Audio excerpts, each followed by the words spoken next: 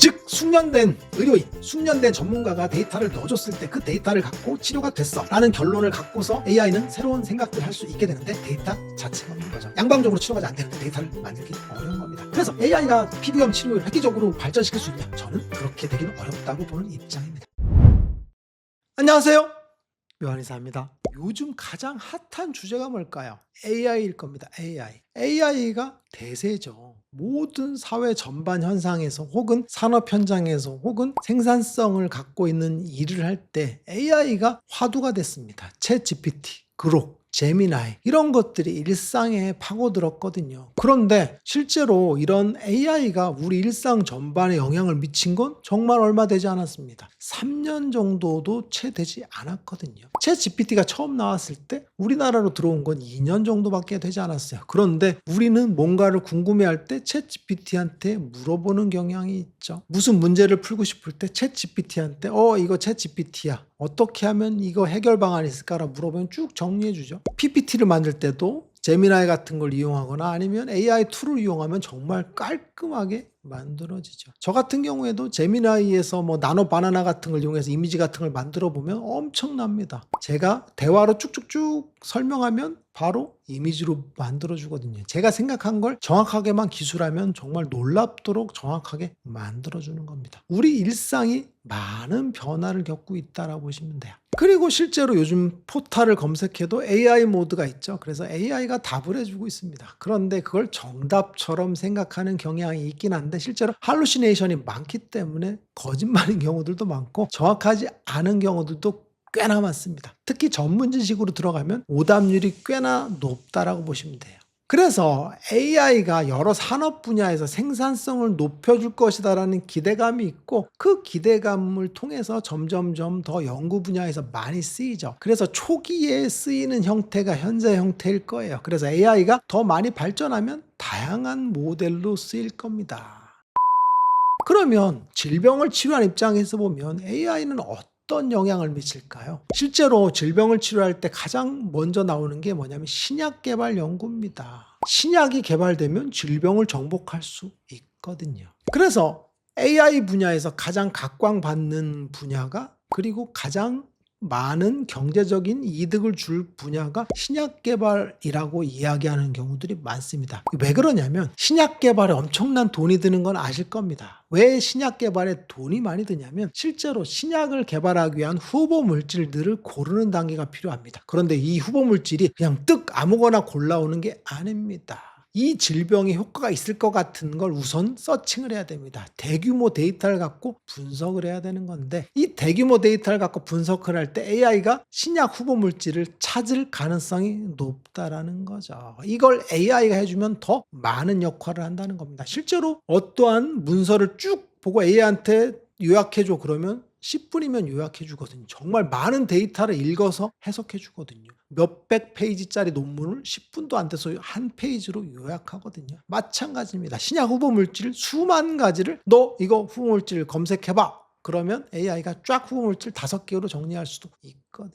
예를 들면 우리가 흔히 민간에서 민간의 요법으로 해서 먹는 약초들 같은 게 있을 겁니다. 아프리카에서 먹는 약초, 아유르베다에서 먹는 약초, 동남아에서 먹는 약초 이런 약초들에 대한 기록이 있을 거예요. 그리고 특정 물질에 대한 그런 데이터들이 있을 겁니다. 그걸 AI가 서칭을 하게 시키는 겁니다. 넣어주면 됩니다. 그러면 신약 개발할 때 후보 물질을 쉽게 찾을 수 있는 거죠. 그게 바로 첫 단계입니다. 그리고 두 번째 단계는 AI가 임상 전 단계에 해당되는 시뮬레이션 과정을 통해서 이건 말도 안 되는 물질이야. 이건 말이 될 것 같은데 라고 다시 검증하는 절차를 쉽게 거칠 수 있죠. 이때 굉장히 많은 돈이 들어가는데 AI가 이걸 해줄 수 있다는 거죠. 그리고 그 다음에 전임상이나 임상 과정을 당연히 거쳐야 되는 거죠. 동물 실험 단계라든지 이런 것들은 거쳐야 되는데 이건 AI가 해줄 수는 없지만 그 전에 돈이 많이 드는 혹은 시간이 많이 드는 걸 AI가 해줄 수 있겠죠.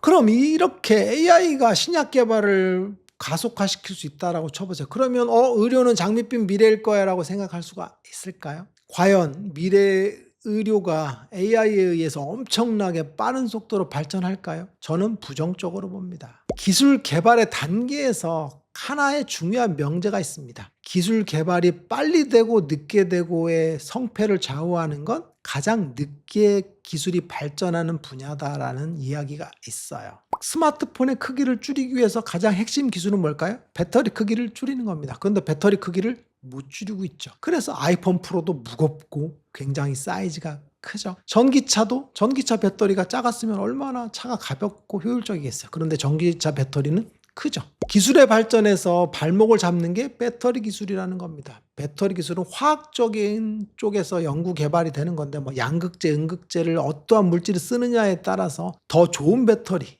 생산성이 더 좋은 배터리, 효율이 좋은 배터리로 점점 개발하고 있지만 발전 속도는 절대적으로 느리죠. 전고체 배터리가 나온다고 했지만 아직도 안 나오고 있는 겁니다. 즉 기술의 발전에서 중요한 게 소재 혹은 발전 속도가 느린 분야가 하나라도 있으면 전체가 다 발전을 못하게 되는 겁니다. 그러면 피부질환 치료에서 가장 중요한 부분이 뭘까요? 제가 늘 얘기해드리잖아요. 가장 중요한 건 치료할 약이 없다라는 겁니다. 피부질환에서 치료해서 술기가 필요한 게 아닙니다. 수술할 게 아니거든요. 피부 염증을 치료하는 게 핵심인데 만성 염증의 치료입니다. 이 염증을 어떻게 치료할 것이냐는 건데 이 치료할 약이 존재하지 않습니다. 양방 피부과적으로 아토피를 치료한다고 쳐보세요. 처음에 스테로이드 쓰죠. 그게 안 나오면 면역억제제를 쓰고 그게 더 안 나오면 생물학제제를 쓰죠. 이 세 가지 과정을 거치게 되죠. 즉 약이 별로 없습니다. 그럼 쓰면 낫느냐? 아니죠. 쓰면 좋아지지만 안 쓰면 다시 재발하는 게 운명이다라고 이야기하는 거거든요. 그래서 아토피가 근본적으로 잘 안 낫는다라고 하는 거고 두피젠트나 림버크를 향해서 달려가는 게 아토피의 운명일 수가 있겠죠. 화폐상습제는 사인포렌을 마지막에 쓰는 것이고 지루성 피부염은 스테로이드를 쓰는 게 운명일 수가 있어요. 약이 있죠. 그런데 근본적으로 낫는 약은 아니죠. 그럼 왜 근본적으로 낫는 약이 없냐? 이건 제가 뭐가 원인이라고 그랬어요? 병인을 파악하지 못하기 때문에 그렇습니다. 병인을 파악했을 때 그에 맞는 약을 개발할 수 있거든요. 지루성 피부염은 열의 문제라고 그랬죠. 실제로 열을 치료해주면 지루성 피부염이 무난하게 잘 낫습니다. 아토피는 알레르기를 억제해주고 만성습진을 치료해주면 되겠고 화폐상습제는 치액순환 정체를 치료해주면 잘 낫는다 그랬죠. 실제로 치료 케이스가 어마어마하게 많습니다. 결과가 있는 겁니다. 그런데 그 병인을 파악하기가 어렵다는 거죠. 그런데 AI가 병인을 파악할 수 있을까요? 현재로선 불가능합니다. 한번 재미나이한테 물어보세요. 지루성 피부염 원인이 뭐예요? 물어보면 지루성 피부염 원인 불명이다라고 이야기를 합니다. 아토피 원인은 뭐예요? 물어보면 아토피도 원인 불명이라고 하는 거죠. 화폐상습진도 원인 불명이라고 하는 겁니다. 원인을 아직 모릅니다. 왜? 원인에 대한 데이터를 넣어주지 않고 있기 때문에 그렇습니다. 못 찾았는데 어떻게 넣어줘요? 인간이 넣어줘야 되거든요. AI는 사람을 치료하는 데이터를 갖고 있지 않고 데이터를 만들 수는 없습니다. 있는 데이터를 분석할 뿐인데 있는 데이터를 분석할 때 문제가 뭐냐면 치료 결과가 있어야 됩니다. A라는 약을 썼는데 그게 다 나았어. 이 나은 결과를 갖고 그 데이터를 넣어줬을 때 해법을 제시할 수가 있는 게 AI인 겁니다. 그런데 제가 무슨 약을 썼어요. 그래서 아토피가 나았어요. 그런데 그 AI는 그 데이터를 분석할 수 있어요? 없습니다. 왜? AI가 생각하는 그 병인이 아니기 때문에 그렇습니다. 지루성 피부염 열대사 장애라고 제가 얘기했어요. 근데 AI는 열대사 장애가 뭔지를 분석할 수가 없습니다. 이건 한의학적인 용어고 실제로 양방적인 치료 데이터와는 다른 병인 분류거든요. 즉 병인 분류의 틀이 다르면 AI가 분석할 방법이 없습니다. 즉 양방적인 틀에서 분석하면 사고 틀을 벗어날 수 없는 게 AI인데 실제로 그걸 극복할 방법은 현재로서는 별로 없는 경우가 많죠.